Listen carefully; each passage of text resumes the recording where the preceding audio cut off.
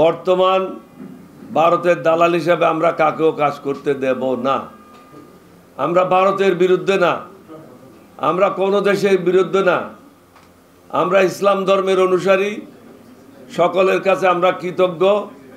যারা যখনই আমাদেরকে সাহায্য করেছে, সহযোগিতা করেছে, কৃতজ্ঞতার সাথে আমরা সেটা স্মরণ করি। তবে বেশি গুতাগুতি করলে ভালো হবে না। ভারতের বিভিন্ন জায়গা থেকে ইউটিউবাররা, আলোচকেরা যেভাবে বাংলাদেশ সম্বন্ধে মন্তব্য করছে, এটা খুবই আপত্তিকর। ভারত সরকারের উচিত হবে অনতিবিলম্বে তাদের মুখ বন্ধ করা। কারণ এই ধরনের ঘটনা নতুন নয়, বহু দেশে বহু সময় হয়েছে। ত্রিপুরাতে যে ঘটনাটা ঘটেছে, এই ধরনের ঘটনা অতীতে অনেক জায়গায় হয়েছে। এটা দুঃখজনক, ভারতের জন্য এটা অত্যন্ত অপমানজনক। আমি জানি না ভারত কিভাবে দেখছে এটা। আমরা বাংলাদেশে চাই জাতি, ধর্ম, দল, মত নির্বিশেষে সবাই এই দেশের নাগরিক হিসেবে বসবাস করুক। নুরতাজে অর্ডার করে জিতে নিন গাড়ি, বাইক, আইফোন সহ কোটি টাকার পুরস্কার। অর্ডার করতে ভিজিট করুন nurtaj.com। ভারতের উচিত হবে বাংলাদেশে আর নতুনভাবে কোনো দালাল যেন সৃষ্টি না করে, বাংলাদেশের মানুষের সাথে মিলেমিশে তারা তাদের রাষ্ট্র পরিচালনা করবে, আমরা আমাদের রাষ্ট্র পরিচালনা করব। যার যেখানে সাহায্যের প্রয়োজন পড়বে আমরা একে অপরকে সাহায্য করব।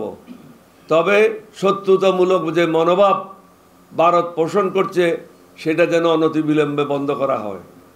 তারা বিভিন্ন সময় প্রতিদিন বলে যাচ্ছে ভারতে হিন্দুদের উপর এটা হচ্ছে, ঘরবাড়ি পড়াইয়ে দেওয়া হয়েছে, ব্যবসা বাণিজ্য দখল করেছে।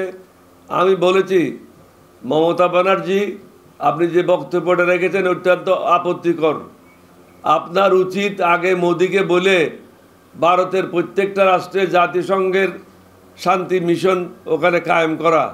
মুসলমানদের উপরে যে জুলুম হচ্ছে ভারতে, সেটা সশক্তকে যেন শান্তি মিশন দেখতে পায়। বাংলাদেশে হিন্দুদের উপর কোনো ধরনের জুলুম করা হচ্ছে না।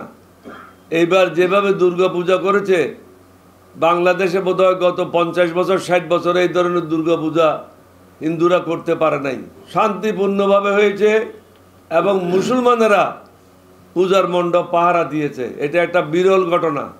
অথচ আপনারা মুসলমানদেরকে নামাজ পড়ার সময় পুলিশ দিয়ে লাথি দেন। বাংলাদেশে এই ধরনের ঘটনা কখনো ঘটে না। সুতরাং আপনারা যদি মনে করেন এখন অন্তর্বর্তীকালীন সরকার আছে, দুর্বলতা আছে, হাসিনার দালালেরা বিভিন্ন জায়গায় আছে, তারা দুর্বল, এটা ভাবা মোটেও সঠিক হবে না।